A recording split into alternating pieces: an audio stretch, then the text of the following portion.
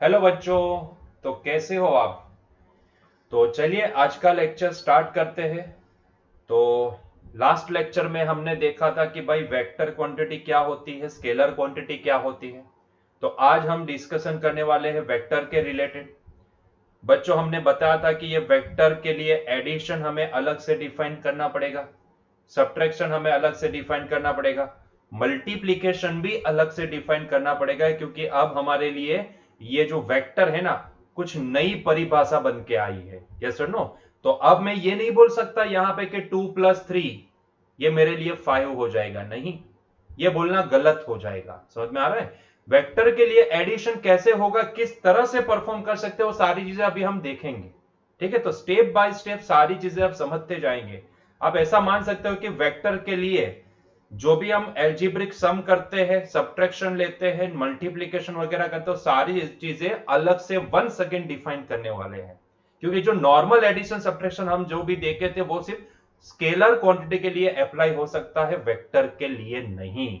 Vector के लिए addition कैसे परफॉर्म होता है तो उसका रूल्स रेगुलेशन है, वो हम देखेंगे। 3 मेथड्स ऐसी है जिसका यूज करके आप वेक्टर का एडिशन परफॉर्म कर सकते हो। ठीक है, तो सारी चीजें हम अभी देखने वाले हैं।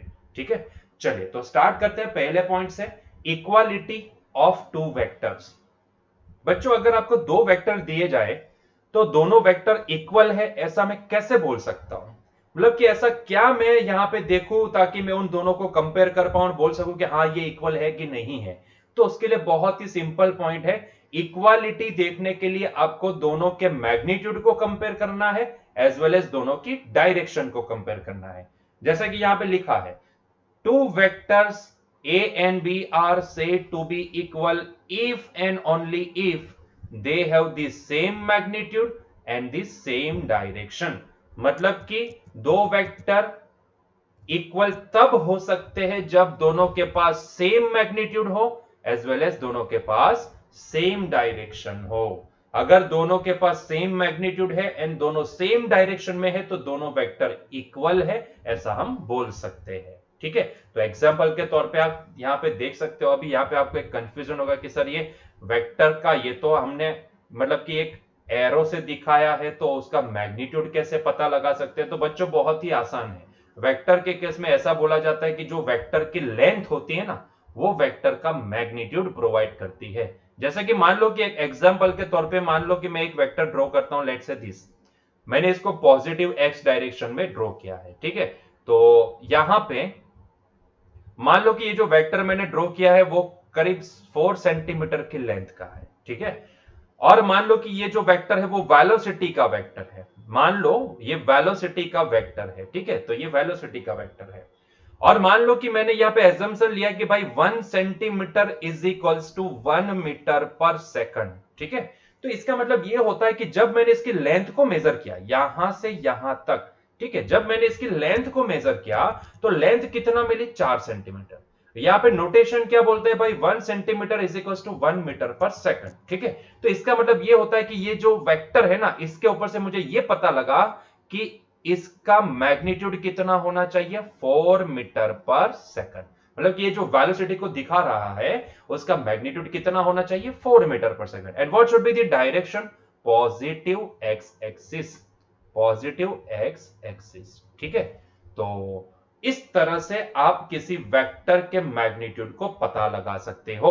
तो आपने यहां पे क्या देखा? आपने यहां पे ये देखा कि किसी भी वेक्टर, अगर मैंने कोई वेक्टर को ड्रॉ किया है तो किसी भी वेक्टर की जो लेंथ होती है ना, ये लेंथ हमें उसका मैग्नीट्यूड प्रोवाइड करती है।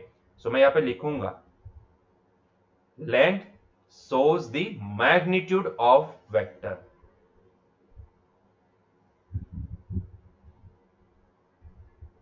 of that vector। ठीक है, तो बहुत ही इंपॉर्टेंट पॉइंट है। ये जो लेंथ होती है, जो वेक्टर की लेंथ है जो ड्रॉ किया गया है, उसकी लेंथ जो भी है वो हमें क्या प्रोवाइड करती है? वो हमें पर्टिकुलर दैट वेक्टर का मैग्नीट्यूड प्रोवाइड करती है। ठीक है, तो आपको क्या करना होता है? जो भी वेक्टर ड्रॉ किया है बाजू में उसकी स्केल वगैरह दी गई, जैसे कि यहां पे एक स्केल दी गई कि 1 सेंटीमीटर इज इक्वल टू आपको क्या कंसीडर करना है? 1 मीटर पर सेकंड, क्योंकि ये वेलोसिटी के रिलेटेड है, रिलेटेड है, इसीलिए यहाँ पे 1 मीटर पर सेकंड लिखा है। ठीक है, तो 1 सेंटीमीटर की लेंथ बराबर 1 मीटर पर सेकंड कंसीडर करना है। तो आपको जैसे यहाँ पे दिया गया है कोई एक वेक्टर, तो आपको करना क्या है, एक स्केल लेनी है, स्केल से मेजरमेंट लेना है कि भैया ये वेक्टर की लेंथ कितनी हुई। उसके बाद क्या करना है, उसके बाद उसकी स्केल को देखना है कि भाई यहाँ पे 1 सेंटीमीटर इज इक्वल टू कितना दिया गया है। ये सुनो, मतलब कि यहाँ पे 1 सेंटीमीटर को हम क्या कंसीडर करें। अगर मैं बोलता कि भाई मेरे पास एक वेक्टर ऐसा है, मान लो कि यही वेक्टर है जिसकी लेंथ 2 सेंटीमीटर है और वो फोर्स वेक्टर है, ठीक है, मतलब कि वो फोर्स को दिखा रहा है, और यहाँ पे लेंथ के ऊपर बोला गया कि भाई 1 सेंटीमीटर इज इक्वल टू आपको क्या कंसीडर करना है, 10 न्यूटन। तो इसका मतलब ये होता है कि इसका ये जो फोर्स है ना, ये इसका मैग्नीट्यूड कितना होगा, इसका मैग्नीट्यूड जिसको हमने बोला था कि इसके मैग्नीट्यूड को अगर मुझे लिखना है तो मैं इसको ऐसे भी लिख सकता हूं या फिर सिर्फ एफ करके भी लिख सकता हूं। तो इसका मैग्नीट्यूड क्या बनेगा, 1 सेंटीमीटर बराबर 10 न्यूटन। तो यहाँ पे 2 सेंटीमीटर की लेंथ है इसकी, आपने स्केल से मेजरमेंट लिया तो आपने ये पाया कि भाई ये जो वेक्टर ड्रॉ करके दिया गया है उसकी लेंथ 2 सेंटीमीटर है। तो इसका मतलब ये होता है कि भाई ये जो F है उसका मैग्नीट्यूड कितना होगा, फोर्स का मैग्नीट्यूड होगा, क्योंकि 1 सेंटीमीटर बराबर 10 न्यूटन, तो 2 सेंटीमीटर बराबर कितना होता है, 20 न्यूटन होता है। तो मैं यहां पे ये बता सकता हूं कि भैया इसकी लेंथ के ऊपर से मैं उसका मैग्नीट्यूड कितना है वो पता लगा सकता हूं। इतना ही नहीं, ये एरो जिस डायरेक्शन में है वो डायरेक्शन से हम ये वेक्टर की डायरेक्शन भी पता लगा सकते हैं। जैसे कि अभी वो पॉजिटिव एक्स एक्सिस की डायरेक्शन में है तो हम यहाँ पे लिखेंगे उसकी डायरेक्शन क्या होगी। अगर मैं पूरा वेक्टर लिखना चाहूं इसका तो एफ वेक्टर में लिखूंगा it is nothing but 20 Newton in the positive x axis. बच्चों आगे जैसे आगे जाएंगे ना वैसे यही पॉजिटिव एक्स एक्सिस बार बार लिखने की जरूरत नहीं पड़ेगी, ये पॉजिटिव एक्स एक्सिस को हम आई कैप से डिनोट कर देंगे। ठीक है, तो वहां पे जाके नोटेशन थोड़ा सा चेंज हो जाएगा, अभी के लिए ऐसा लिखेंगे। ठीक है, तो समझ में आई बात कैसे यहाँ पे हम लेंथ से उसके मैग्नीट्यूड को पता लगा सकते हैं, बहुत ही आसान है। ठीक है, आपको स्केल दी जाएगी वहां पे। वैसे एक बात बताऊं आपको, ये सिर्फ ऑन पेपर अच्छा लगता है, बार बार आपको हर बार ये मेजरमेंट लेके ड्रॉ नहीं करना होता है। हमने इसका भी एक रास्ता निकाल लिया है। ठीक है,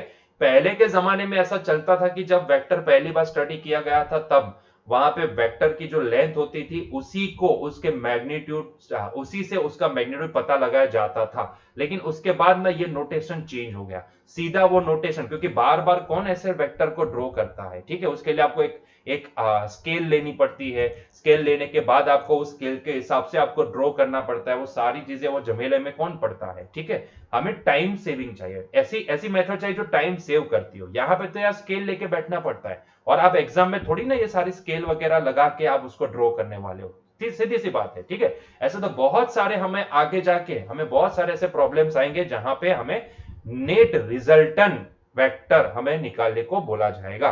तो वहां पे हर बार हम ये फोर्स मेजरमेंट लेके ड्रॉ नहीं करेंगे, या फिर ये जो भी वेलोसिटी है वो मेजरमेंट लेके उसका वेक्टर ड्रॉ नहीं करेंगे। हम क्या करेंगे, सीधा फॉर्मूला अप्लाई करेंगे। लेकिन ये एक मेथड है जो आपको समझना है। ठीक है, इनिशियली ऐसे वेक्टर को शो किया जाता था। ठीक है, उसकी लेंथ से उसका मैग्नीट्यूड पता लगाया जाता था और उसकी जो डायरेक्शन होती थी उस हिसाब से उसकी डायरेक्शन पता लगाई जाती थी। ठीक है, तो आई होप सो कि आपको यह पॉइंट क्लियर हुआ है। ठीक है, सो कोई भी वेक्टर अगर ड्रॉ करके दिया है तो उसकी जो लेंथ होगी वो उसका मैग्नीट्यूड दिखाती है। ये सुनो कि भाई वो कितना मैग्नीट्यूड का वेक्टर है। ठीक है, तो लेंथ उसके मैग्नीट्यूड को दिखाती है। क्लियर है, चलो तो यहां पे इक्वालिटी, इक्वालिटी के लिए क्या होना चाहिए, तो भाई मैग्नीट्यूड सेम होना चाहिए as well as direction same होनी चाहिए, है कि नहीं। अगर ये है तो दोनों वेक्टर इक्वल है, अदरवाइज वो वेक्टर दोनों वेक्टर इक्वल नहीं है। तो जरा ध्यान से समझना, क्या ये दोनों वेक्टर, ये वाले एग्जांपल में ये दोनों वेक्टर क्या इक्वल है, जरा देख के बताओ।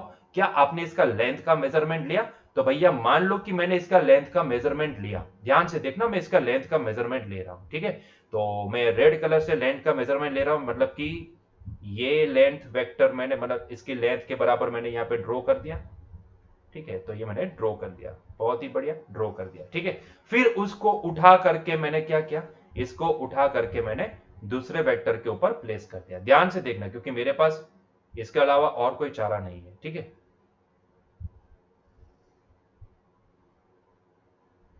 तो मैंने देखा तो मैंने ये पाया कि हाँ ये दोनों तो सेम है, मतलब कि दोनों की लेंथ सेम है। देखो ना, मैं इसको उठा करके इसके ऊपर ले जाऊं, मैंने इसकी लेंथ के बराबर मैंने एक लाइन ड्रॉ की, क्योंकि अभी मेरे पास ये सॉफ्टवेयर में कोई स्केल नहीं है, नहीं तो स्केल होती तो मैं इसको मेजर करके आपको दिखाता, ठीक है। I don't have any scale in this software, तो मैंने क्या किया, एक सीधा रास्ता अपनाया कि मैंने एक रेड कलर की एक इसकी लेंथ के बराबर एक लाइन ड्रॉ कर दी, और फिर उसी लाइन को मैंने इसके ऊपर सुपर इंपोज करके देख लिया कि क्या लेंथ वाइज दोनों सेम है। तो मुझे यह समझ में आया कि जी हाँ, लेंथ वाइज तो दोनों सेम है। मतलब कि मुझे इतना समझ में आया कि इसका मैग्नीट्यूड दोनों का सेम है। मतलब कि in the sense of magnitude A and B both are equal, ठीक है। इसकी जितना मैग्नीट्यूड है उतना ही इसका मैग्नीट्यूड है, क्योंकि हमने देखा कि दोनों की लेंथ क्या है, सेम है, और लेंथ ही हमें क्या बताती है, मैग्नीट्यूड बताती है। अगर दोनों की लेंथ सेम है, दोनों एक ही प्लेन में ड्रॉ किए गए, मतलब कि दोनों की स्केल भी सेम होगी, 1 सेंटीमीटर बराबर इसके लिए जितना होगा उतना ही इसके लिए होगा, तो बात खत्म। दोनों की लेंथ सेम, मतलब कि दोनों का मैग्नीट्यूड तो सेम हो गया। एक कंडीशन तो सेटिस्फाई हो गई। दूसरी कंडीशन क्या, दोनों की डायरेक्शन सेम है। बच्चों, दो पैरेलल लाइन की डायरेक्शन सेम होती है कि नहीं होती है, जरा सोच के बताओ। अगर दो पैरेलल, क्योंकि मुझे दिख रहा है दोनों पैरेलल है, अगर दो पैरेलल लाइन आप ड्रॉ करते हो तो दोनों की डायरेक्शन सेम होती है, यस और नो। शायद आप ये समझ पाओ, दोनों वेक्टर की डायरेक्शन यहां पे सेम है, क्योंकि दोनों पैरेलल है। ध्यान से देखो, पैरेलल है वो कैसे पता लगा सकते हैं, देखो वेक्टर के केस में ना, अभी एक पॉइंट दिमाग में फिट कर दो, डायरेक्शन ना हम एंगल से दिखाएंगे। मैंने क्या बोला, डायरेक्शन हम एंगल से दिखाएंगे। तो जब भी वेक्टर के लिए डायरेक्शन की बात आएगी ना, तो with respect to X axis इतना एंगल, ठीक है, वो हमें डायरेक्शन प्रोवाइड करेगा। कहीं ना कहीं डायरेक्शन का मतलब ही यही होता है ना, कि आप यहां से इतना डिग्री घूम जाओ, तो आप जिस डायरेक्शन में आपका मूव होगा वही डायरेक्शन होगी आपकी मोशन की डायरेक्शन, वगैरह वगैरह वगैरह, ठीक है। तो हम यहां पे एक पॉइंट यूज करेंगे कि भाई डायरेक्शन हम एंगल से पता करेंगे, ठीक है। तो मैंने जब देखा तो मैंने ये पाया कि भाई मान लो कि ये मेरे लिए एक्स एक्सिस है, इसके लिए मैं एक्स एक्सिस नीचे ड्रॉ करता हूं, ठीक है। हो सकता है भाई ऊपर नीचे है थोड़ा सा, तो मैं इसकी एक्स एक्सिस को नीचे ड्रॉ किया, ठीक है। तो ऊपर वाले वेक्टर की रेड कलर से मैंने एक्स एक्सिस ड्रॉ की है, ये उसके ऊपर वाले वेक्टर की एक्स एक्सिस है। सर एक्स एक्सिस तो एक ही होती है भाई, एक ही होती है मुझे पता है, लेकिन ये वेक्टर थोड़ा सा नीचे से है। या फिर ऐसा समझो, अगर मैं नीचे वाला जो वेक्टर है उसकी एक्स एक्सिस ड्रॉ नहीं करता, सिर्फ एक ही एक्स एक्सिस को मैं ड्रॉ करता हूं, तो मैंने ये पता लगा कि जितना एंगल यहां पे मुझे ये मिला ना θ1, उतना ही एंगल इसका भी मिलेगा मुझे, दैट इज θ2। तो मैंने ये पाया कि θ1 इज इक्वल्स टू क्या है, θ2 है। θ1 इज इक्वल्स टू θ2 है, मतलब कि दोनों वेक्टर क्या है, पैरेलल है। और पैरेलल के केस में हमेशा याद रखियो, ये दोनों एंगल सेम आएंगे, यस और नो। तो इसका मतलब यह कि दोनों सेम डायरेक्शन को पॉइंट आउट करते हैं, मतलब कि यस यहां पे दोनों की डायरेक्शन भी क्या है, सेम है। हमने देखा कि दोनों की लेंथ भी सेम थी एंड दोनों की डायरेक्शन भी सेम थी। लेंथ सेम होने से हमें क्या समझ में आया, दोनों का मैग्नीट्यूड सेम है। डायरेक्शन मतलब एंगल सेम होने से मुझे क्या समझ में आया, भाई दोनों की डायरेक्शन सेम है। अगर दो वेक्टर के लिए मैग्नीट्यूड सेम हो एंड डायरेक्शन भी सेम हो, तो वो दोनों वेक्टर क्या होंगे, इक्वल वेक्टर होंगे। मतलब कि मैं यहां पे आसानी से बोल सकता हूं कि yes, in this case vector A and vector B both are equal, है कि नहीं। तो ये वाले केस में vector A is equals to vector B, बहुत ही इंपॉर्टेंट पॉइंट, ठीक है। अगर दो वेक्टर के लिए डायरेक्शन सेम हो एंड मैग्नीट्यूड भी सेम हो, तो वो दोनों वेक्टर क्या कहलाते हैं, इक्वल कहलाते हैं। क्लियर हुआ ये पॉइंट, ठीक है, क्लियर हुआ। चलिए आगे बढ़े क्या, तो भैया अगर मान लो कि दो वेक्टर के केस में मैग्नीट्यूड सेम हो, लेकिन मान लो कि डायरेक्शन सेम ना हो, तो या फिर मान लो कि दोनों की डायरेक्शन सेम हो लेकिन मैग्नीट्यूड सेम ना हो, तो मतलब कि दोनों में से सिर्फ एक ही चीज सेम हो, तो क्या होगा, क्या हम इसको इक्वल बोल सकते हैं, तो भैया नहीं बोल सकते हैं। If two vectors have the different magnitudes और different directions, then they are said to be unequal vector. मतलब कि यहां पे सीधी भाषा में समझाऊं तो दो वेक्टर तभी इक्वल बन सकते हैं जब उनके लिए दोनों कंडीशन सेटिस्फाई होती हो, मतलब कि उनके मैग्नीट्यूड भी सेम होने चाहिए और उनकी डायरेक्शन भी सेम होनी चाहिए। अगर ये दोनों सेम है तो ही वो इक्वल है, अदरवाइज वो इक्वल नहीं है।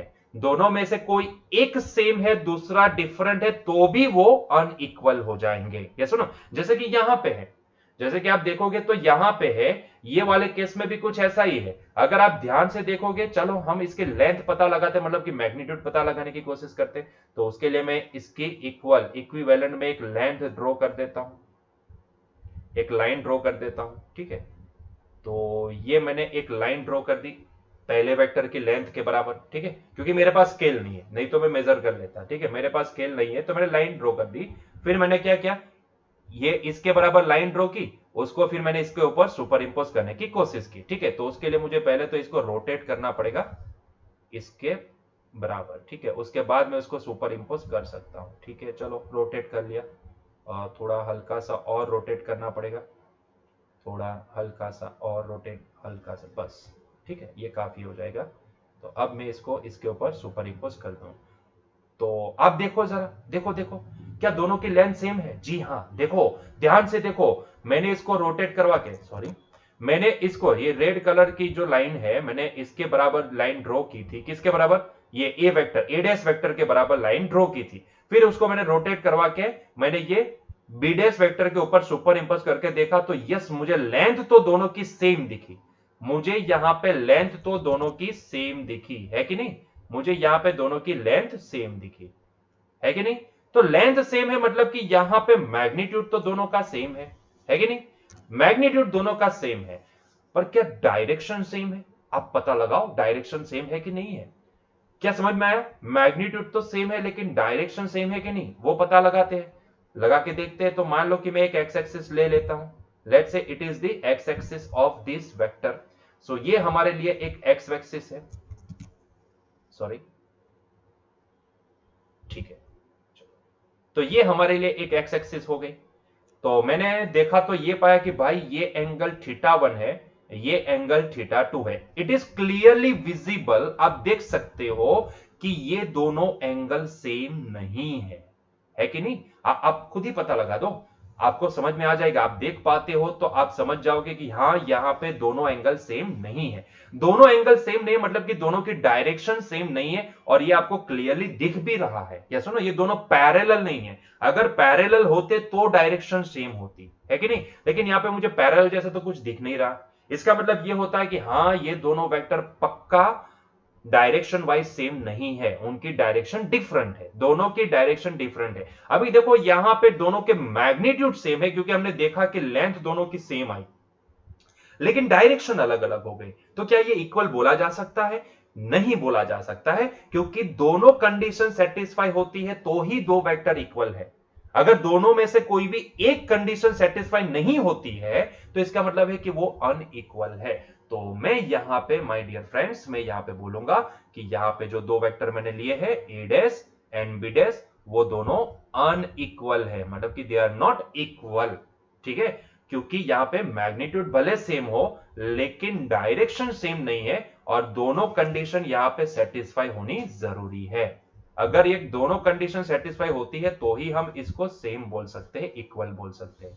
दोनों में से कोई भी एक कंडीशन भी सेटिस्फाई नहीं होती है तो दोनों सेम नहीं है। क्लियर हुआ ये पॉइंट? क्लियर है? ठीक है। तो क्या आपको समझ में आया? इक्वालिटी ऑफ टू वेक्टर्स बहुत ही आसान चीज है। दो वेक्टर कब इक्वल हो सकते हैं? जब ये दो कंडीशन सेटिस्फाई हो, दोनों के मैग्नीट्यूड सेम हो एज वेल एज दोनों की डायरेक्शन भी सेम हो। अगर दोनों सेम है तो दो वेक्टर इक्वल है, अदरवाइज दो वेक्टर इक्वल नहीं है। ठीक है, दोनों में से एक भी कंडीशन सेटिस्फाई नहीं होती है तो वो दो वेक्टर इक्वल नहीं है। क्लियर हुआ ये पॉइंट? ठीक है, चलो नेक्स्ट पॉइंट की ओर आगे बढ़ते हैं। तो आई होप सो कि आपको समझ में आ गया इक्वालिटी ऑफ टू वेक्टर्स। ठीक है, चलो नेक्स्ट पॉइंट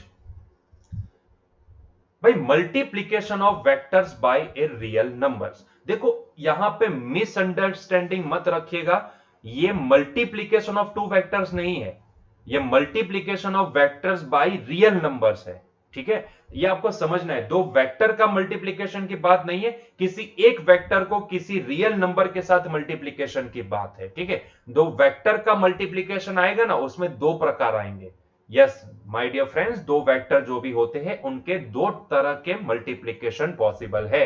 एक बोला जाता है डॉट प्रोडक्ट, दूसरा बोला जाता है क्रॉस प्रोडक्ट। लेकिन हम यहां पे अभी के लिए ये वाले पॉइंट में दो वेक्टर का मल्टीप्लीकेशन नहीं देखने वाले हैं। हम सिर्फ और सिर्फ किसी एक वेक्टर को किसी एक रियल नंबर के साथ मल्टीप्लाई करते हैं। जैसे कि मेरे पास एक वैल्यू है लेट्स से 5 और मैं 5 को 3 से मल्टीप्लाई कर, तो ये 3 जो भी है ना वो रियल नंबर हुआ हमारे लिए। हालांकि ये भी 5 भी रियल नंबर ही है, लेकिन मैं उस चीज की बात कर रहा हूं जिसमें ये वाला केस जो भी है वो कुछ वेक्टर होगा। मान लो ए है, ठीक है, वेक्टर ए है, उसको मैं किसी 3 से मल्टीप्लाई करता हूं, 4 से मल्टीप्लाई करता हूं, 5 से मल्टीप्लाई, मतलब कि कोई एक रियल नंबर से मल्टीप्लाई करता हूं, उसकी हम बात करने वाले हैं। ठीक है, तो यहां पे दो पॉसिबिलिटी निकल के आती है बच्चों, ध्यान से सुनना।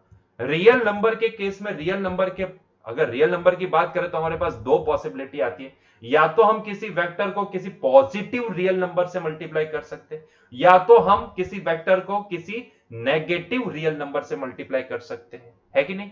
तो यहां पे भी दोनों केस देखने वाले कि अगर हम किसी वेक्टर को किसी पॉजिटिव रियल नंबर से मल्टीप्लाई करें तो रिजल्टेंट क्या निकलेगा, रिजल्ट क्या मिलेगा हमें, और अगर हम किसी वेक्टर को नेगेटिव रियल नंबर से मल्टीप्लाई करें तो हमें रिजल्ट क्या मिलेगा। दोनों चीजों की हम आज यहां पे डिस्कशन करने वाले हैं। ठीक है, चलिए तो स्टार्ट करते हैं। पहले मान लो कि multiplying a vector A with A positive real number lambda, इसको बोलेंगे लैम्बडा, ठीक है, ये लैम्बडा है। Lambda gives a vector whose magnitude is changed by the factor lambda but the direction is the same as that of a। क्या समझ में आया कुछ? क्या समझ में आया? नहीं आया? अच्छा, समझाते हैं।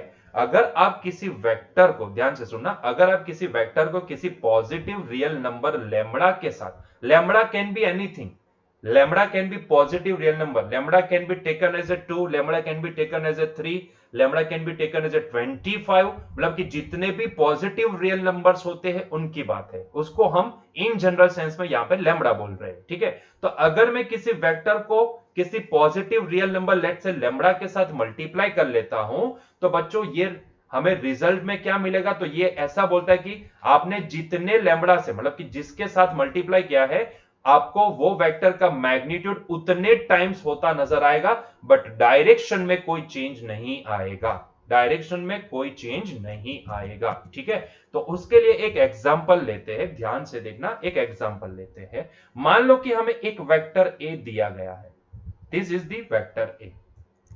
मैं क्या करता हूं, यही वेक्टर को ना किसी लैम्बडा के साथ मल्टीप्लाई कर देता हूं, मतलब कि मैं लैम्बडा टाइम्स ए कर रहा हूं। लेट, यहां पे हम क्या करने वाले, let this lambda is equals to 2 which is greater than 0। क्या दो पॉजिटिव रियल नंबर है? जी हां, दो पॉजिटिव रियल नंबर है कि नहीं, तो पॉजिटिव रियल नंबर है। तो मैं क्या करने वाला हूं, यही वेक्टर ए को मैं किसी लैम्बडा, जो लैम्बडा मैंने ये वाले केस में क्या पसंद किया है, 2 is the positive real number, तो मैं 2 के साथ मल्टीप्लाई करना चाहता हूं। तो बच्चों मुझे रिजल्ट क्या मिलेगा पता है, मुझे रिजल्ट मिलेगा ट्वाइस है, मुझे रिजल्ट क्या मिलेगा, ट्वाइस है। मतलब कि मुझे ये नजर आ रहा है कि जो वेक्टर पहले था, मान लो कि उसकी लेंथ थी 2 सेंटीमीटर, अभी लैम्बडा इज इक्वल टू 2 के साथ मल्टीप्लाई करने से उसकी लेंथ क्या हो जाएगी, डबल हो जाएगी। या सुनो, पहले इतनी ही थी, अभी क्या हुआ, उतनी ज्यादा लेंथ इंक्रीज हो गई, मतलब कि लेंथ डबल हो गई।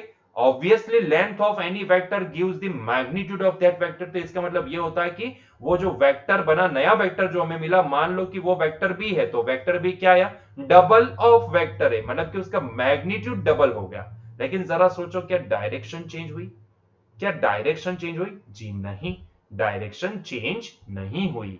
जिस डायरेक्शन में वेक्टर ए है उसी डायरेक्शन में हमें वेक्टर ट्वाइस ए भी मिला। यस और नो?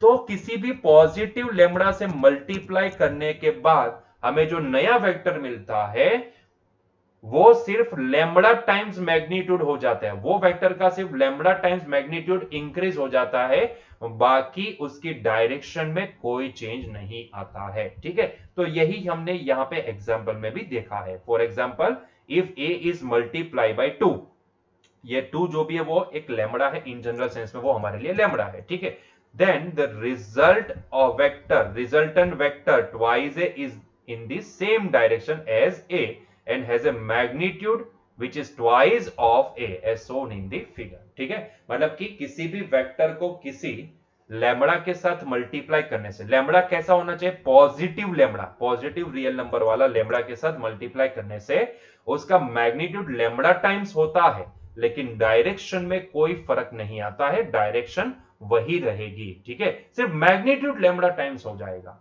अगर मैं बोलूं कि यही वेक्टर को मैं किसी lambda, let lambda is equals to 5, ठीक है, विच इज ग्रेटर देन 0, और अगर मैं ये वाले लैम्बडा से मैं किसी वेक्टर को a को मल्टीप्लाई, यही वेक्टर a को मल्टीप्लाई करता हूं, तो अभी मुझे उसका मैग्नीट्यूड कितना मिलेगा, 5 टाइम्स से मिलेगा। मतलब कि ऐसे ही मैं 5 टाइम्स a मैग्नीट्यूड वाला एक वेक्टर ड्रॉ कर दूं, let's say it is the 5 times a, तो ऐसा मुझे रिजल्ट मिलेगा। मतलब कि जो मैग्नीट्यूड होगा वो 5 टाइम्स हो जाएगा। ठीक है, वो 5 टाइम्स इंक्रीज हो जाएगा। लेकिन क्या डायरेक्शन चेंज होगी, नहीं होगी, डायरेक्शन में कोई चेंज नहीं आएगा। ठीक है, तो ये हमें समझ में आता है कि जब भी हम किसी पॉजिटिव रियल नंबर से मल्टीप्लाई करते हैं किसी भी वेक्टर को, तो उसका मैग्नीट्यूड उतने जिसके साथ हम मल्टीप्लाई किया ना, उतना टाइम्स हो जाता है, लेकिन डायरेक्शन में कोई फर्क नहीं आता है। ठीक है, लेकिन उसी जगह पे अगर हम किसी वेक्टर को किसी नेगेटिव नंबर लैम्बडा से मल्टीप्लाई कर दे तो क्या होगा।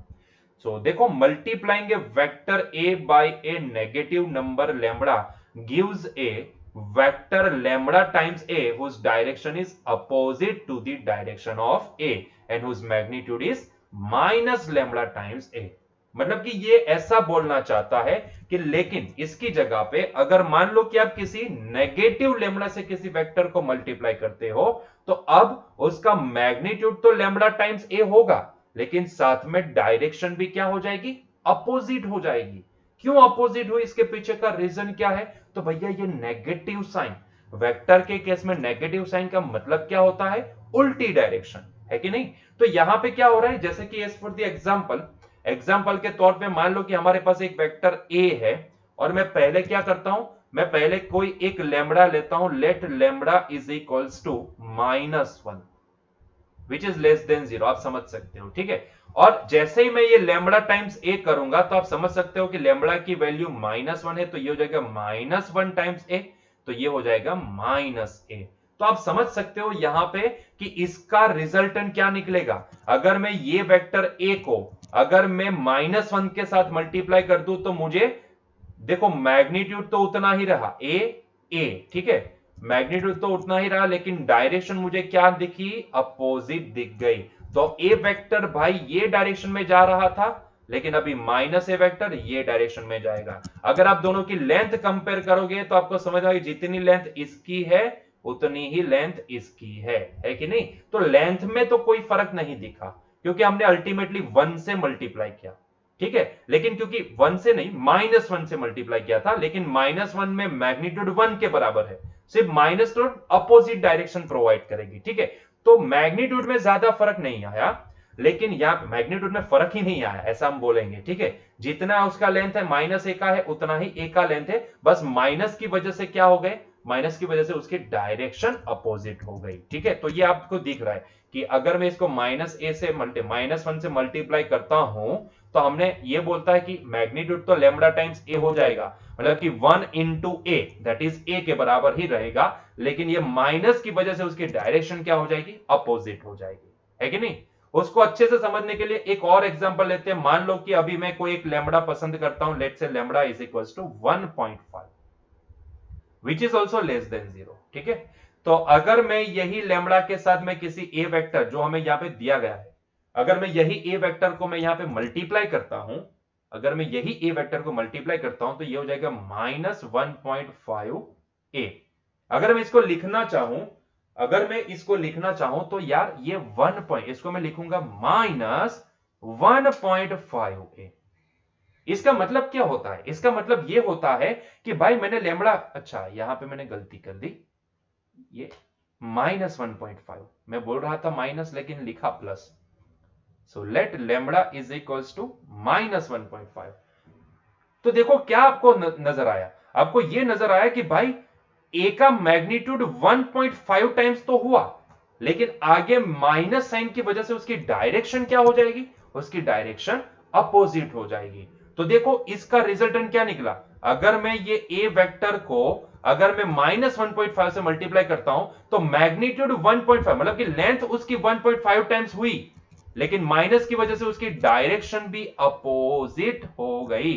तो आपको देख रहे हो आपको कि इसके कंपैरिजन में इसकी लेंथ 1.5 टाइम्स दिख रही है आपको, लेकिन डायरेक्शन अपोजिट दिख रही है कि नहीं? डायरेक्शन ये ए वेक्टर ये डायरेक्शन में है, 1.5 है ये डायरेक्शन में है, क्योंकि आपने माइनस से मल्टीप्लाई किया। तो इसका मतलब कहीं ना कहीं ये समझ में आता है कि किसी भी वेक्टर को अगर आप किसी पॉजिटिव रियल नंबर से मल्टीप्लाई करते हो तो सिर्फ उसका मैग्नीट्यूड उतने टाइम्स होगा, लेकिन उसी वेक्टर को अगर आप किसी नेगेटिव रियल नंबर से मल्टीप्लाई करते हो तो उसका मैग्नीट्यूड तो उतना टाइम्स होगा, लेकिन उसके साथ साथ उसकी डायरेक्शन भी क्या हो जाएगी? अपोजिट हो जाएगी। आई बात समझ में? क्लियर है? जैसे कि यहां पे हमने एग्जांपल में देखा है कि multiplying a given vector A by negative numbers से -1 and -1.5 gives vectors as shown in figure. ठीक है, तो हमने ये यहां पे नोटिस किया। तो ये अभी दिमाग में फिट हो जाना चाहिए कि किसी भी वेक्टर को अगर आप किसी पॉजिटिव रियल नंबर से मल्टीप्लाई करते हो तो उस टाइम उसके मैग्नीट्यूड तो उतने टाइम्स होगा, लेकिन डायरेक्शन में कोई फर्क नहीं आएगा, वही डायरेक्शन में आपको रिजल्टेंट मिलेगा। लेकिन अगर मैं वही वेक्टर को किसी नेगेटिव रियल नंबर से मल्टीप्लाई करता हूं तो उसका मैग्नीट्यूड तो उतना टाइम्स होगा, लेकिन डायरेक्शन यहां पे अपोजिट हो जाएगी, क्योंकि माइनस साइन जो भी है ना, माइनस साइन क्या करेगी यहां पे? अगर मैं स्पेसिफिक बोलूं तो इसको दो पार्ट में डिवाइड कर दो। ये -1.5 है ना, तो माइनस एंड 1.5 दोनों को अलग कर दो, तो 1.5 क्या करेगा? मैग्नीट्यूड को उतना टाइम्स करेगा, एंड माइनस क्या करेगी? डायरेक्शन को अपोजिट करेगी। तो इसको दो अलग पार्ट में देखो, -1.5 को साथ में कंबाइनली मत देखो, उसको अलग पार्ट में देखो, दोनों के अलग अलग रोल है। यस और नो? तो ये 1.5 क्या करेगा? मैग्नीट्यूड को उतना टाइम्स कर देगा, एंड ये जो माइनस साइन है वो क्या करेगी? वो वेक्टर को उल्टा कर देगी। समझ में आया? इसीलिए डायरेक्शन आपको अपोजिट मिल जाएगी। क्लियर हुआ ये पॉइंट?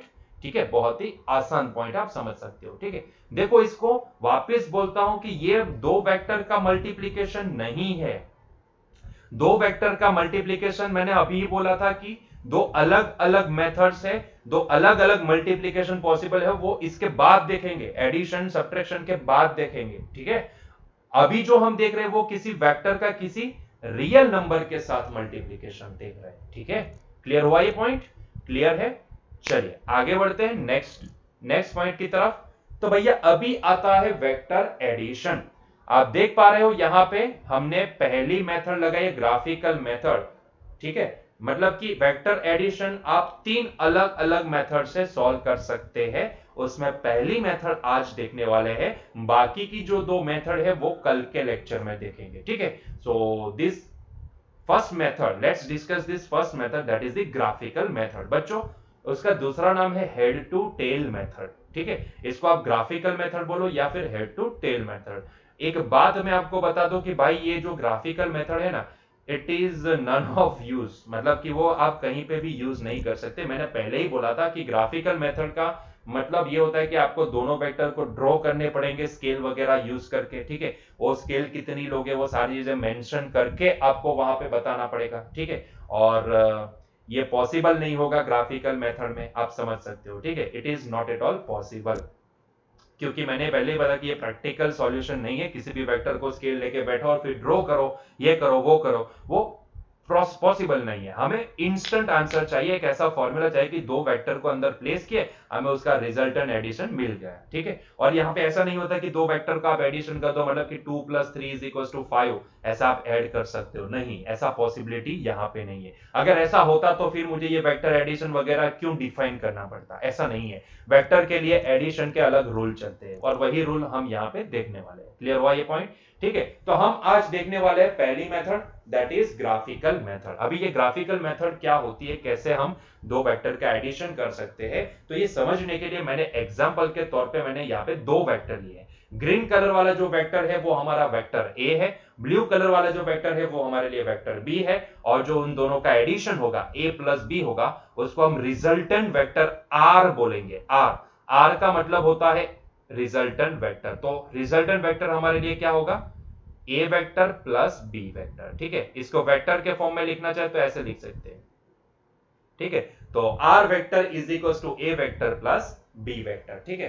तो रिजल्टेंट वेक्टर जो भी होगा वो हम यहाँ पे रेड कलर से ड्रॉ करेंगे और उसको हम कैपिटल आर से डिनोट करेंगे, ठीक है। तो ये हमारे लिए ए वेक्टर है एंड ये हमारे लिए बी वेक्टर है। तो ये हमारा ए वेक्टर है and this is our B vector, ठीक है।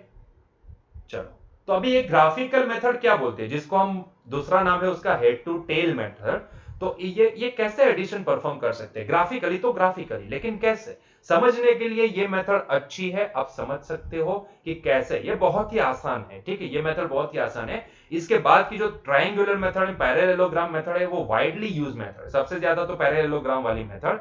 सीधा फॉर्मूला अप्लाई करो, उसके अंदर वैल्यू प्लेस कर दो, आपको डायरेक्ट आंसर मिल जाएगा, ठीक है। लेकिन ये ग्राफिकल मेथड क्योंकि हमारे लिए सिलेबस में पहली मेथड है, सिलेबस में है, तो हमें ये देखना पड़ेगा। कई बार पूछा जाता है कि एक्सप्लेन दी ग्राफिकल मेथड, तो आपको ये लिखने पड़ते हैं, 3 पॉइंट्स लिखने हैं और उसके बाद आपको उसको एक एग्जांपल लेके, जैसे मैं यहाँ पे समझाने वाला उस तरह से आपको उसको एक्सप्लेन भी करना पड़ता है, ठीक है। तो क्या बोलते हैं, देखो पहले तो आप ना दो वेक्टर पसंद कर लो जिसको आप ऐड करना चाहते हो, ठीक है। तो यहाँ पे मैंने देखा, यहाँ पे मैंने पहला सेंटेंस दिया, let us consider two vectors A and B that lie in a same plane as shown in the figure. अभी ये बहुत ही जरूरी है, दोनों वेक्टर एक ही प्लेन में होने चाहिए। जैसे कि अभी ये जो स्क्रीन है ना, जहां पे आप देख रहे हो ये मेरे वीडियो को, वो स्क्रीन हमारे लिए एक प्लेन है। Let's say it is X Y plane, ये एक्स होगा ये वाई होगा, तो let's say it is X Y plane, ठीक है। तो दोनों वेक्टर पहले तो यही एक ही प्लेन में होने चाहिए, उसके बाद हम उसका एडिशन परफॉर्म करेंगे, ठीक है।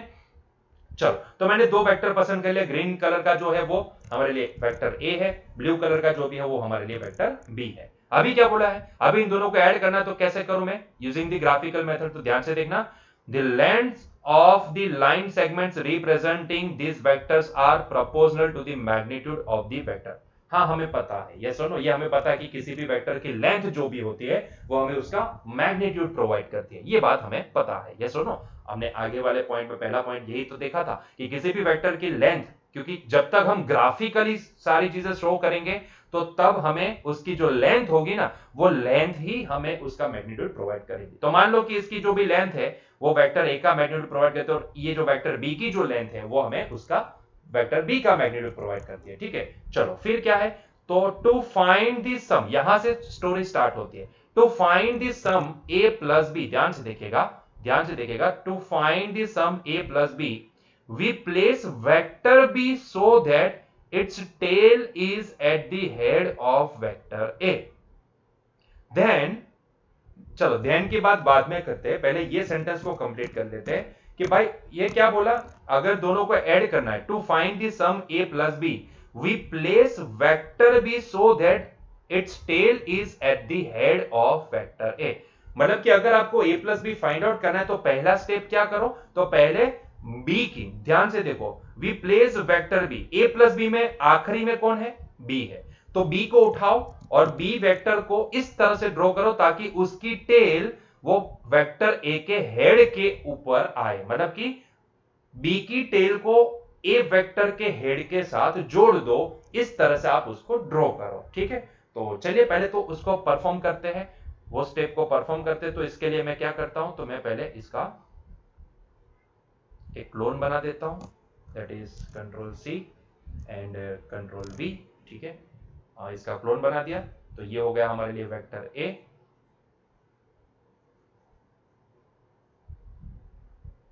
हाँ जी, चलते, ये हो गया हमारे वेक्टर ए, ठीक है। और इसका भी क्लोन बना देते हैं,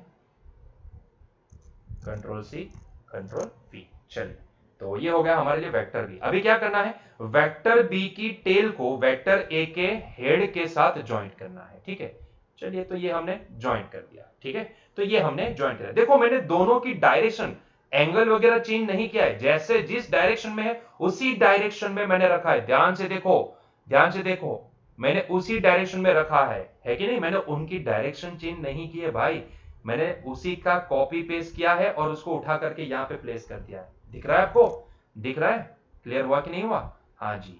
तो किस तरह से अरेंज करने को बोला था आपको, आपको बोला था कि बी वेक्टर की टेल को ए वेक्टर के हेड के साथ ज्वाइंट कर दो, मतलब कि पहला वेक्टर जो भी है उसके साथ जो दूसरा वेक्टर जो ऐड होने वाला है उसकी टेल को आपको ज्वाइंट करना है, ठीक है। तो पहला स्टेप तो हमने परफॉर्म कर दिया, आई बात समझ में। पहले वेक्टर के हेड के साथ दूसरे वेक्टर की टेल को हमने ज्वाइंट करने को बोला, तो मैंने ज्वाइंट कर दिया। ठीक है, ये देखो अब देख सकते हो ये हमारा वेक्टर बी है और ग्रीन कलर वाला जो भी है वो हमारा वेक्टर ए है। तो मैंने वेक्टर ए के हेड के साथ वेक्टर बी की टेल को ज्वाइंट कर दिया है। ठीक है, ये बात समझ में? अभी क्या करना है, अभी नेक्स्ट आगे बढ़ो। अभी सेंटेंस में क्या बोला है, चलो पहला स्टेप तो परफॉर्म कर दिया। Then we join the tail of A to the head of B. क्या बोला है, then we join the tail of A to the head of B. मतलब कि ये परफॉर्म करने के बाद अभी क्या करना है, ए की जो टेल है ना उसको बी के हेड के साथ ज्वाइंट करना है। ए की टेल को बी के हेड के साथ ज्वाइंट करना है। चलिए वो भी कर लेते हैं। तो ए की टेल माने कि ये, उसको मुझे बी के हेड माने कि ये, ठीक है, इसके साथ ज्वाइंट कर देना है।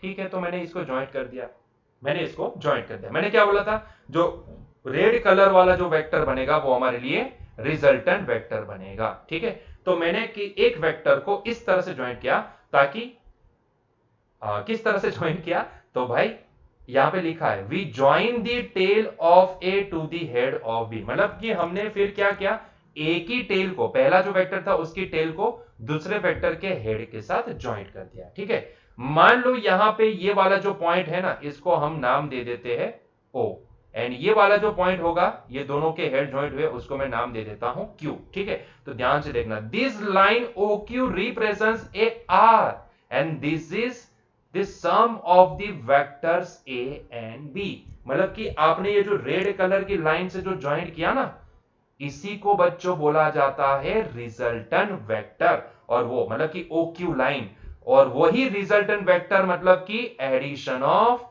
A vector plus B vector. है ना आसान एकदम, करना कुछ भी नहीं है। इसको बोला जाता है हेड टू टेल मेथड, इसको बोला जाता है हेड टू टेल मेथड। ठीक है, सिंपल सी ग्राफिकल मेथड। करना क्या है, पहला वेक्टर कौन सा है, ए वेक्टर, उसको एज इट इज ड्रॉ कर दो, मतलब कि स्केल वगैरह लेके ड्रॉ कर दो। फिर क्या करना है, बी वेक्टर जो भी है उसकी टेल को, रिजल्टेंट पहले थोड़ी ना ड्रॉ कर सकते हैं, रिजल्टेंट पहले ड्रॉ नहीं कर सकते भाई, समझ में आ रहा है? पहले क्या करो, वेक्टर ए को ड्रॉ करो। ठीक है, फिर क्या करो, बी वेक्टर की टेल ए वेक्टर के हेड के साथ कनेक्टेड रहे उस तरह से बी वेक्टर को ड्रॉ कर दो। तो ये हो गया पहला ए वेक्टर, फिर ये होगा हमारा बी वेक्टर। फिर क्या करना है, फिर भाई ये जो ए की टेल है ना उससे बी के हेड को ज्वाइंट कर देना है। ठीक है, तो ये हो जाएगा हमारा रिजल्टेंट वेक्टर। मतलब कि आपने जब ए की टेल को बी के हेड के साथ ज्वाइंट किया तो जो वेक्टर बनेगा वही हमारा होगा रिजल्टेंट वेक्टर। दैट्स इट, बहुत ही सिंपल है, ग्राफिकल मेथड बहुत ही सिंपल है। पहले पहला वेक्टर ड्रॉ करो, फिर दूसरा वेक्टर इस प्रकार से ड्रॉ करो ताकि दूसरे वेक्टर की टेल पहले वेक्टर के हेड के साथ कनेक्टेड रहे। फिर क्या करना है, दोनों ड्रॉ हो गए उसके बाद तो पहले वेक्टर की टेल को दूसरे वेक्टर के हेड के साथ ज्वाइंट कर दो, तो ये जो लाइन बनेगी वही होगा हमारा रिजल्टेंट वेक्टर। क्लियर है? क्लियर है? वंस अगेन सेंटेंस से रिपीट करता हूं, वंस अगेन सेंटेंस से रिपीट करता हूं, आप देखते भी जाएगा, यहां पे आप देखते जाएगा, यहां पे एक रेड कलर की लेजर लाइट आएगी, आप उसको देख लो, ध्यान से देखो। पहले क्या करो, ए प्लस बी है तो पहले ए वेक्टर को ड्रॉ करो जिस तरह से दिया गया उस डायरेक्शन में, उस उतनी लेंथ का ए वेक्टर ड्रॉ करो। ठीक है, हो गया। उसके बाद क्या करना है, बी वेक्टर लेना है, उसकी टेल ए वेक्टर के हेड के साथ कनेक्टेड रहे उस तरह से बी वेक्टर को ड्रॉ करो। ए वेक्टर एंड बी वेक्टर जैसे ड्रॉ हो जाते हैं तो अभी क्या करना है, पहला वेक्टर की टेल को दूसरे वेक्टर के हेड के साथ, मतलब कि ए वेक्टर की टेल को बी वेक्टर के हेड के साथ कनेक्ट कर दो। तो ये जो आखिरी में हमें वेक्टर मिला वही होगा बच्चों हमारे लिए रिजल्टेंट वेक्टर। मतलब कि इसकी जो आर की जो लेंथ होगी ना वो हमारा ए प्लस बी का एडिशन का मैग्नीट्यूड बनेगा। है कि नहीं? है कि नहीं? समझ में आई बात? क्लियर है? बहुत ही सिंपल तरीके से आप ये एडिशन परफॉर्म कर सकते हो। ठीक है, तो ए की जो लेंथ होगी उस हिसाब से वेक्टर ए को ड्रॉ करो, बी की जो लेंथ है उस हिसाब से वेक्टर बी को ड्रॉ करो। यहां पे ध्यान ये रखना है कि भाई बी को इस तरह से ड्रॉ करना है ताकि बी का जो टेल है वो ए की हेड के साथ कनेक्टेड हो। देखो ध्यान से, यहां पे बी की टेल एंड ए का हेड दोनों कनेक्टेड है, उस तरह से बी वेक्टर को ड्रॉ करो। बी वेक्टर भी ड्रॉ हो जाए उसके बाद क्या करना है, तो भाई ए की टेल से बी के हेड तक एक वेक्टर ड्रॉ कर देना है। ठीक है, डायरेक्शन क्या रहेगी, from tail to A to head to B. Yes और नो, ये डायरेक्शन क्या रहेगी, बी की टेल से, सॉरी ए की टेल से, पहले वाले की टेल से दूसरे वाले की हेड तक की लाइन, ठीक है, वही जो होगी वो हमारी रिजल्टेंट वेक्टर वाली लाइन होगी, और उसकी जो लेंथ होगी ना वही हमारा a प्लस बी का मैग्नीट्यूड बनेगा। क्योंकि ग्राफिकल मेथड में तो भैया जो वेक्टर ड्रॉ करोगे स्केल वगैरह लेके, उसकी जो लेंथ होगी वही हमें मैग्नीट्यूड प्रोवाइड करेगी। क्लियर हुआ ये पॉइंट? है ना, बहुत ही आसान है ना। तो ये ग्राफिकल मेथड है वेक्टर एडिशन की, बहुत ही सिंपल है, यही याद रखना है। Once again I am last time I am repeating, क्या करना है, पहले तो A vector and B vector draw करने हैं, ठीक है। किस तरह से बी वेक्टर को ड्रॉ करना है, पहला वेक्टर कौन सा है, ए वेक्टर। तो जिस तरह से आप ए वेक्टर किसी वेक्टर को ड्रॉ करते हो, मतलब कि ए वेक्टर जिस डायरेक्शन में जितनी लेंथ का दिया गया है उस तरह से आप उसको ड्रॉ कर दो। फिर बी वेक्टर उस तरीके से ड्रॉ करना है ताकि बी वेक्टर की टेल ए वेक्टर के हेड के साथ इस तरह से कनेक्ट रहे, ठीक है। इस तरह से आप बी वेक्टर को ड्रॉ कर दो, ठीक है। बी वेक्टर का जो भी मैग्नीट्यूड उस हिसाब से उसके लेंथ वगैरह ड्रॉ करनी है, ठीक है। ये हो जाए उसके बाद क्या करना है, तो ये हो जाए उसके बाद पहले वेक्टर की टेल को दूसरे वेक्टर के हेड के साथ कनेक्ट कर दो, मतलब कि ए वेक्टर की टेल को बी वेक्टर के हेड के साथ कनेक्ट कर दो। तो बच्चों ये जो मिला ना वही होगा हमारे लिए दोनों के एडिशन का रिजल्टेंट वेक्टर, मतलब कि ए प्लस बी, है कि नहीं। बस इतना है, बहुत ही सिंपल है ग्राफिकल मेथड। आई होप सो आपको ये पॉइंट क्लियर हुआ है, क्लियर है, ठीक है।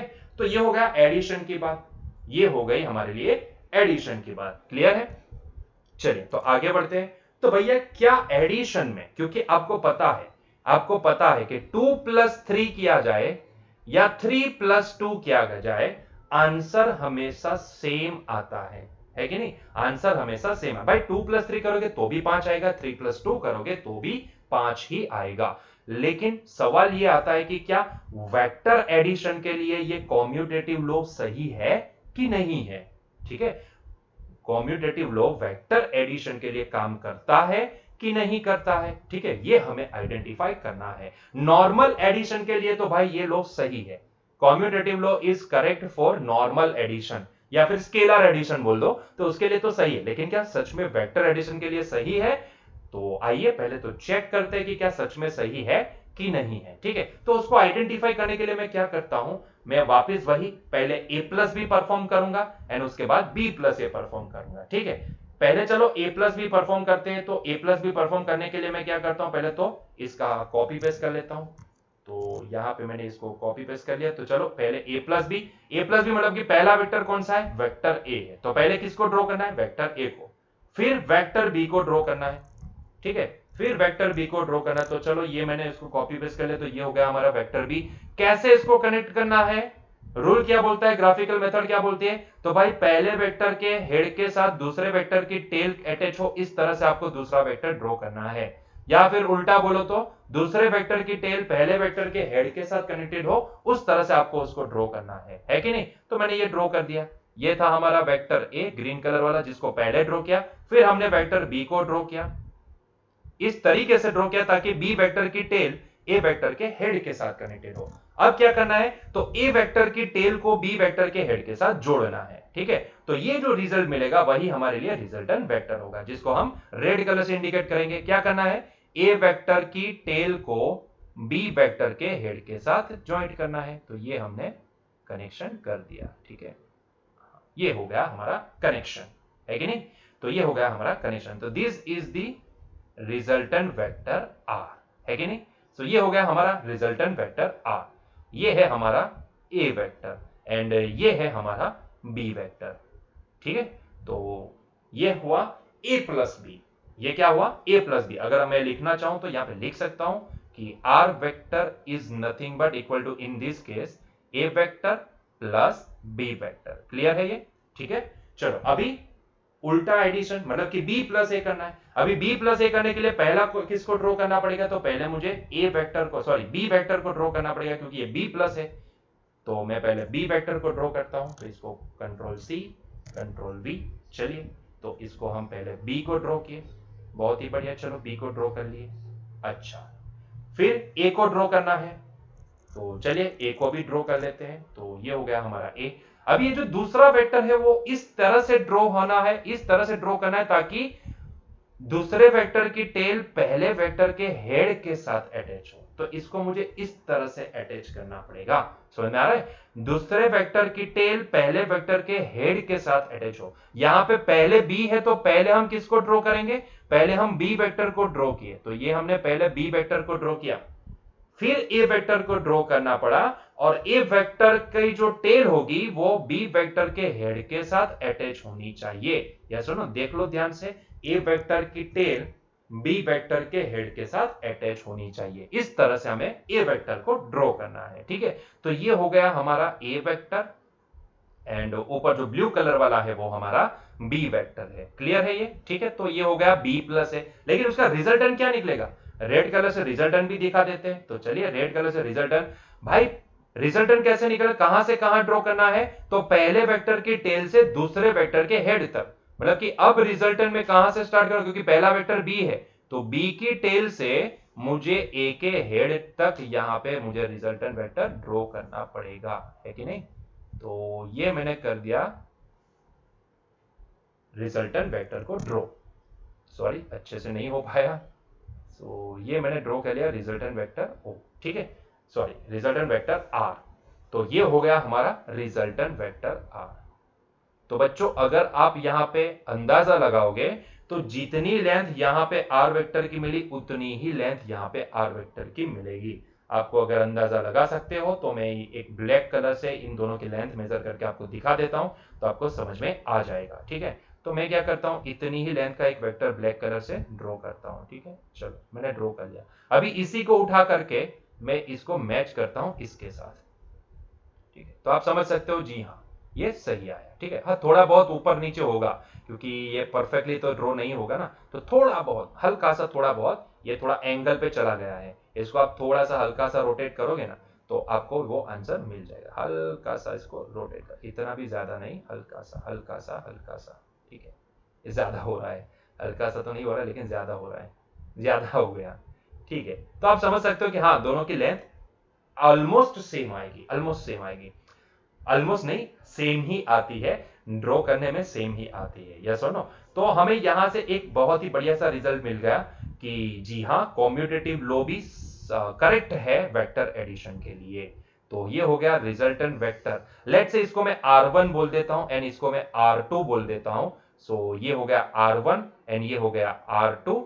R2 vector is equals to B vector plus A vector. तो हमने देखा तो ये पाया कि जी हां, in this case R1 vector is equals to R2 vector, मतलब कि एडिशन, वेक्टर एडिशन के लिए कॉम्यूटेटिव लॉ सच है, सही है। यस और no? Commutative law vector addition के लिए भी सही है। आई बात समझ में? यस और नो? तो सिर्फ स्केलर के लिए ही कॉम्यूटेटिव लॉ सही नहीं है, वेक्टर के लिए भी ये सही है। यस और नो? मतलब कि a plus B is equal to B plus A vector के लिए भी सच है। ठीक है, आप यहां पे ड्रॉ करोगे तो आपको समझ में आ जाएगा। पहले केस में हमने क्या किया, a प्लस बी किया, दूसरे केस में हमने क्या किया, b प्लस ए किया, लेकिन देखा तो ये पाया कि दोनों केस में रिजल्टेंट हमें क्या मिले, सेम मिले। मतलब कि commutative law is correct for vector addition. अगर कॉम्यूटेटिव लॉ सही है तो एक क्वेश्चन दिमाग में ये भी आ जाता है, तो फिर क्या एसोसिएटिव लॉ भी सही है? चलिए उसको भी देख लेते हैं, क्या एसोसिएटिव लॉ भी वेक्टर के लिए सही है? चलो देख लेते हैं और फिर बोलेंगे। ठीक है, पहले देख लेते हैं। तो उसके लिए हमने यहां पे, क्योंकि एसोसिएटिव लॉ क्या होता है, पहले a प्लस बी करो और उसके रिजल्टेंट को c के साथ ऐड करो, या फिर पहले b प्लस सी करो और फिर उसके रिजल्टेंट को a के साथ ऐड करो, रिजल्ट दोनों केस में सेम आना चाहिए। यस और नो? तो चलो वो भी पता लगा लेते हैं। उसके लिए वेक्टर a एंड b वो दोनों सेम लेते हैं जो आगे वाले केस में लिए थे, लेकिन वेक्टर सी एक हल्का सा छोटा सा ले लेते हैं, वो यहां पे मैंने ड्रॉ कर लिया है। तो पहले हम परफॉर्म करेंगे a प्लस बी प्लस सी, उसके बाद परफॉर्म करेंगे a plus B plus C. ठीक है, तो पहले a प्लस बी करते हैं। तो पहला कौन सा वेक्टर होगा, पहले तो इन दोनों का रिजल्टेंट, क्योंकि वेक्टर के केस में भाई ग्राफिकल मेथड कोई भी मेथड है तो उसमें ये एक प्रॉब्लम है कि हम एट अ टाइम सिर्फ दो ही वेक्टर को ऐड कर सकते हैं। ठीक है, तो यहां पे हम यही कोशिश करेंगे कि भाई जल्दी से इसको हाँ आपको दिखा पाए। तो चलिए पहले तो हम a वेक्टर को कॉपी कर लेते हैं, क्योंकि ये वाले केस में पहले ब्रैकेट जो भी उसको पहले सॉल्व करना होता है। तो पहले हम यहाँ पे a वेक्टर को ड्रॉ किए, तो ये हो गया हमारा पहला a वेक्टर। ठीक है, सही है। चलो उसके बाद b वेक्टर को ड्रॉ करो, तो बी वेक्टर को ऐसे इस तरह से ड्रॉ करना है ताकि उसकी टेल ए वेक्टर के हेड के साथ अटैच हो जाए। तो ये हो गया हमारा ए प्लस बी, है कि नहीं? उसको दिखा देते हैं यहाँ पे। तो ये हो गया हमारा वेक्टर ए, पहले ए को ड्रॉ किए फिर वेक्टर बी को ड्रॉ किए, तो ये हो गया हमारा वेक्टर बी। ठीक है, तो ये हो गया हमारा वेक्टर बी। क्लियर है? चलो अभी अभी इन दोनों का रिजल्टेंट सी के साथ ऐड होगा, तो पहले इनका रिजल्टेंट तो ड्रॉ कर लो भाई। पहले इसका रिजल्टेंट ड्रॉ कर लेते हैं। तो रिजल्टेंट कहां से कहां होगा? ए से लेके ए के टेल से बी के हेड तक ड्रॉ होगा। ठीक है, तो मैं इसको ए की टेल से बी के हेड तक ड्रॉ कर देता हूं। तो ये हो गया हमारा रिजल्टेंट वेक्टर। मतलब कि मैं इसको क्या बोलूंगा? मैं इसको आर नहीं बोलूंगा, मैं इसको अभी resultant vector A plus B बोलूंगा। ठीक है, तो मैं इसको बोल देता हूं A plus B. So this is A plus B. अभी ये जो ए प्लस बी आया ना, इसका एडिशन किसके साथ करना है? सी के साथ करना है। तो चलिए पहले सी को मतलब कि ए प्लस बी तो हमने निकाल लिया, अभी सी को यहां से कॉपी पेस्ट कर लेते हैं। तो सी को कॉपी पेस्ट किया और इसको कहां पे जोड़ दिया? तो अभी ये जो ए प्लस बी है वो हमारे लिए पहला वेक्टर है, वो ऑलरेडी ड्रॉ हो चुका है। ठीक है, तो ए प्लस बी हमारे लिए, देखो इन दोनों का रिजल्टेंट हमने निकाल लिया, that is A plus B. ध्यान से सुनना, ए प्लस बी का रिजल्टेंट हमने रेड कलर से निकाल लिया है। तो वो अभी हमारे लिए, क्योंकि अभी ये जो है ना, ये अभी एक वेक्टर हो चुका है। ठीक है, this is the one combined vector जिसको हमने ये रेड कलर से इंडिकेट किया है। ठीक है, तो अभी उसका एडिशन सी के साथ करना है, तो हम क्या करेंगे?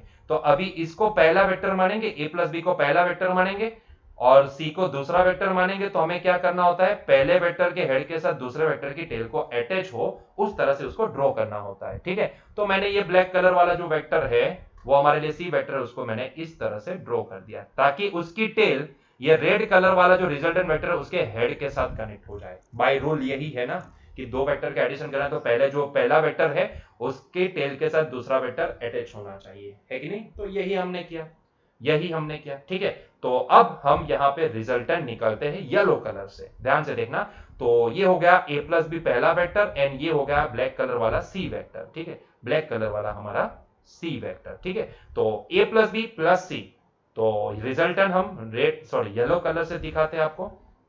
तो पहले वेक्टर की टेल से दूसरे वेक्टर की हेड तक आप एक लाइन ड्रॉ कर दो, तो ये हो जाएगा हमारा resultant vector, final resultant vector. ठीक है, सो ये हो गया हमारा फाइनल रिजल्टेंट वेक्टर, जिसको हम क्या बोलेंगे पता है? जिसको हम बोलेंगे yes this A plus B plus C, और इसको हम फाइनल रिजल्टेंट वेक्टर मतलब कि लेट से इसको हम R1 बोल देते हैं। फाइनल, आई होप सो कि आपको येलो कलर दिख रहा है।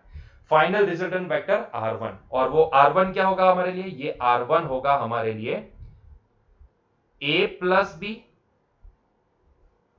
Plus C. I hope so कि आपको दिख रहा है। ठीक है, A vector plus B vector plus C vector. ठीक है, तो पहले ए प्लस बी का रिजल्टेंट निकाले और उसका एडिशन फिर सी के साथ किए और इन दोनों का रिजल्टेंट निकाले, तो ये हो जाएगा टोटल रिजल्टेंट R1। ठीक है, क्लियर हुआ? चलो अभी जाते हैं किसके पास?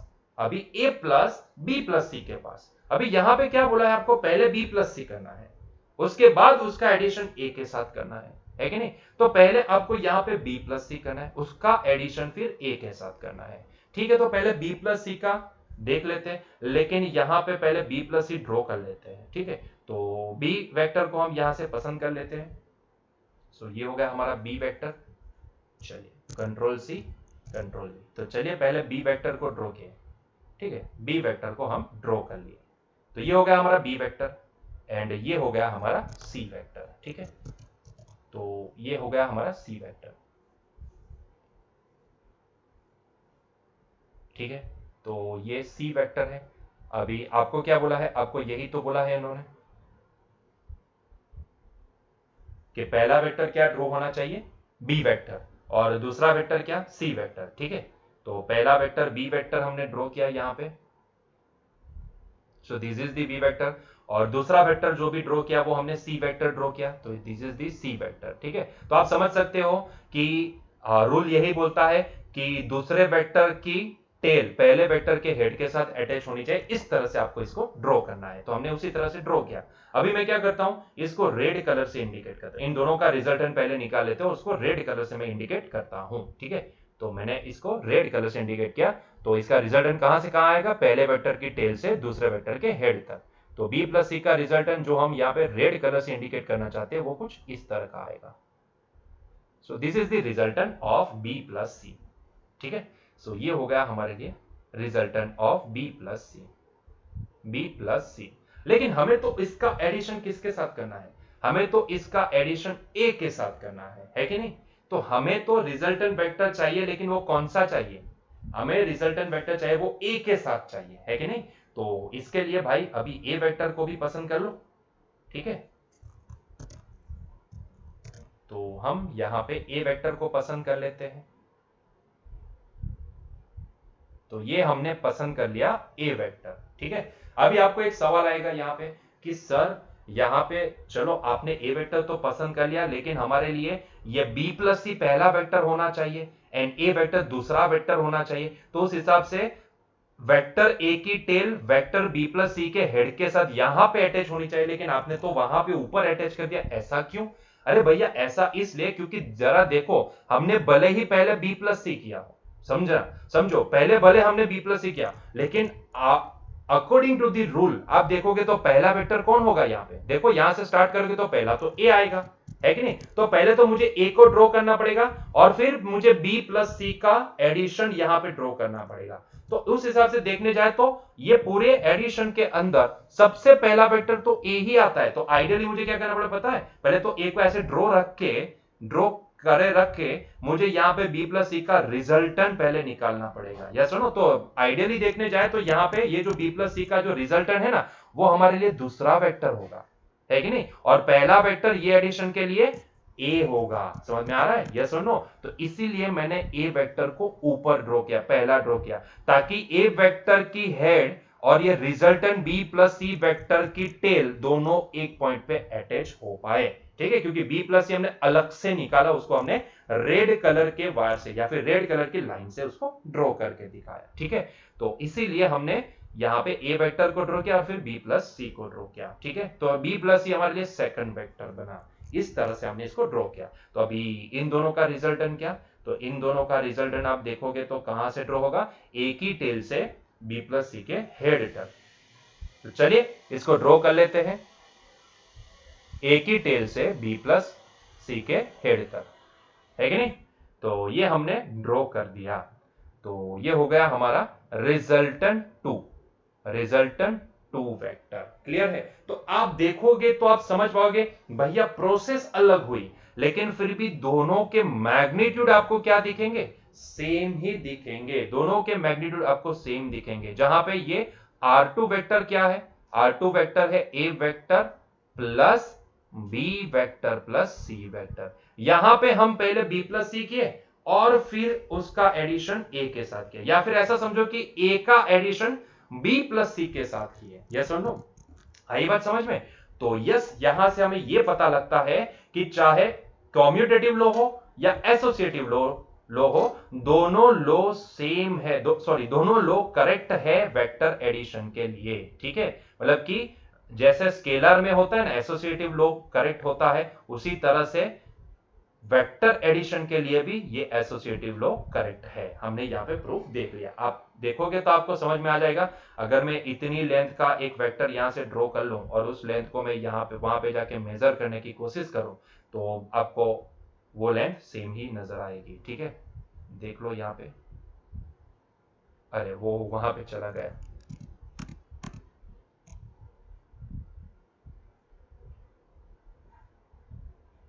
ठीक है, आप यहाँ पे पता लगा सकते हो। देखो ऑलमोस्ट सेम आई, ठीक है, सेम ही आई लेंथ, है कि नहीं?